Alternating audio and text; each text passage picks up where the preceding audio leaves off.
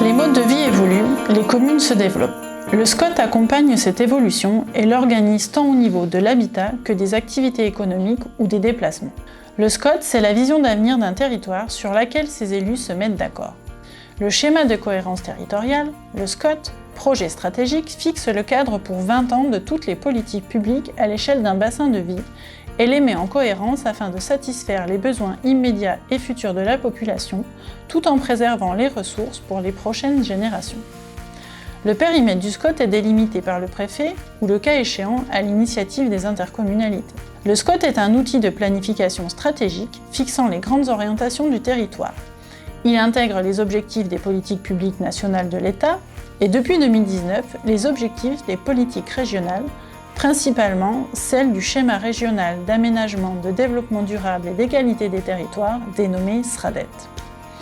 Donc le SCOT permet d'assurer une cohérence sur les politiques d'aménagement du territoire en abordant différentes thématiques comme l'habitat, les activités économiques, la mobilité, l'environnement, la sobriété foncière, le paysage ou encore l'agriculture. Il y a 3 composantes dans un SCOT. D'abord, un rapport de présentation.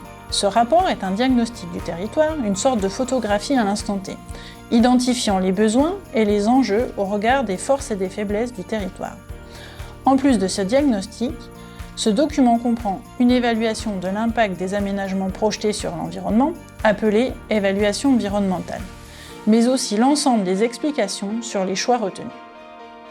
La deuxième composante est le projet d'aménagement et de développement durable, le PADD. Il constitue le projet de territoire souhaité par les élus pour les 20 prochaines années. En fait, il répond à la question « Que va-t-on faire sur le territoire ?» Enfin, dernière composante, la seule à portée réglementaire, est le document d'orientation et d'objectifs, le DOO. Il est en quelque sorte la manière de mettre en œuvre les orientations définies sur le territoire.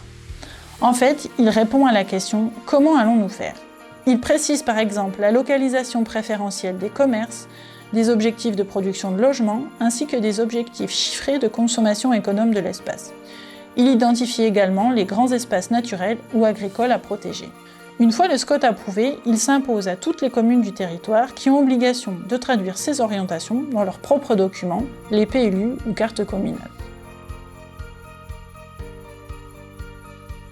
Ce qu'il faut retenir, que le SCOT est un document d'urbanisme fixant les grandes orientations du territoire, décidées avec les élus, que le SCOT vise à harmoniser les politiques en matière d'aménagement du territoire et qu'il fixe le cadre général dans lequel les PLU doivent s'inscrire.